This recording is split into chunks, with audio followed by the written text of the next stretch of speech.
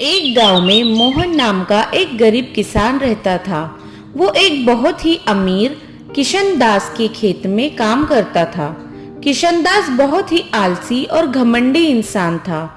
किशन दास हर रोज अपने मुंशी सुखीराम के साथ खेत के चक्कर लगाने जाता। एक दिन खेत के चक्कर लगाते समय किशन दास की नजर मुस्कुराते हुए मोहन पर पड़ी। मोहन को खुशी से मुस्कुराता देख वो उससे पूछता है, क्या बात है मोहन, आज बड़े ही खुश लग रहे हो। वही तो बात है मालिक कि कोई बात नहीं है। रामू की ये बात सुन के किशन दास सोच में पड़ जाता है कि उसके पास इतना धन संपत्ति होने के बाद भी वो उस किसान जितना खुश क्यों नहीं है, और उस किसान के पास कुछ नहीं होकर भी वो इतना खुश कैसे। किशन दास से मोहन की खुशी देखी नहीं जाती और वो उसे काम से निकालने की सोचता है। हमें उस मोहन की जरूरत नहीं। तुम एक काम करो, मोहन को काम पे से निकाल दो। हैं? मोहन? वो तो बहुत ही मेहनती आदमी है मालिक, उसे क्यों? तुम्हें जितना बोला गया है उतना ही करो।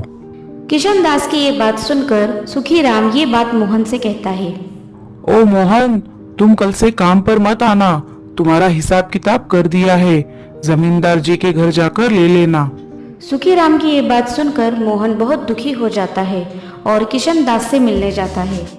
आओ मोहन, क्या बात है, इतने परेशान क्यों लग रहे हो। मालिक, अगर मुझसे कोई भूल हो गई हो तो मुझे माफ कर दो, लेकिन मुझे काम से मत निकालिए मालिक। किशन दास मोहन की कोई भी बात नहीं सुनता और उसे एक छोटी थैली अनाज देकर वापस भेज देता है। मोहन बिना कुछ कहे वहां से निराश होकर निकल जाता है। तभी उसे रास्ते में एक गरीब बूढ़ा मिलता है। श्रीमान, मैं बहुत दिनों से भूखा हूँ, क्या आपके पास कुछ है। मेरे पास तो सिर्फ ये अनाज की थैली है, चाहे तो इसे आप रख सकते हैं। क्या तुम्हें इस अनाज की जरूरत नहीं है। जी, मैं एक किसान हूँ और लोगों की भूख मिटाना मेरा धर्म है, आप इसे रख लीजिए, मुझसे ज्यादा इसकी आपको जरूरत है। ये कहकर वो वहां से चला जाता है।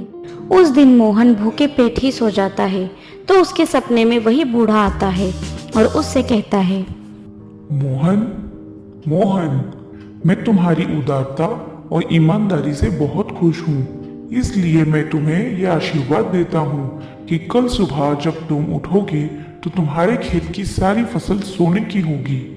जब सुबह मोहन नींद से उठा और उसने अपने घर का दरवाजा खोला, वो चौंक गया क्योंकि उसके घर के सामने सोने की फसल लहरा रही थी। गांव में सभी इस बात पर चर्चा करने लगते हैं। जैसे ही ये बात किशन दास के कानों पर पड़ती है, वो जोर जोर से हंसने लगता है। क्या मजाक कर रही हो, सोने की फसल। ऐसा भी कभी होता है भला, सब बकवास है। मालिक, ये मजाक नहीं, सच्चाई है। उसे किसी बूढ़े इंसान ने सपने में ये वरदान दिया है। क्या सच में? तो चलो हम भी ढूंढते हैं उस बूढ़े को। किशन दास और सुखीराम उस बूढ़े आदमी की तलाश में निकल जाते हैं और तभी उन्हें रास्ते में वो गरीब बूढ़ा नजर आता है। गरीब बूढ़ा उनसे भी कुछ खाने के लिए मांगता है तो उनका मजाक उड़ाकर किशन दास कहता है, जो भी हम देंगे क्या तुम उसे लोगे? जी हाँ, तो ये लो, इस पत्थर को ही खा लो। गरीब बूढ़े का मजाक उड़ाकर वो दोनों वहां से चले जाते हैं। रात को किशन दास के सपने में वही बूढ़ा आता है।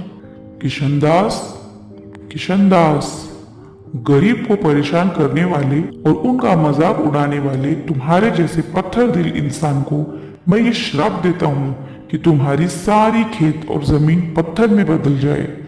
दूसरे ही दिन किशन दास घबरा कर अपना दरवाजा खोलता है तो उसके पसीने छूट जाते हैं। उसकी पूरी जमीन और खेत पत्थरों में बदल जाती है।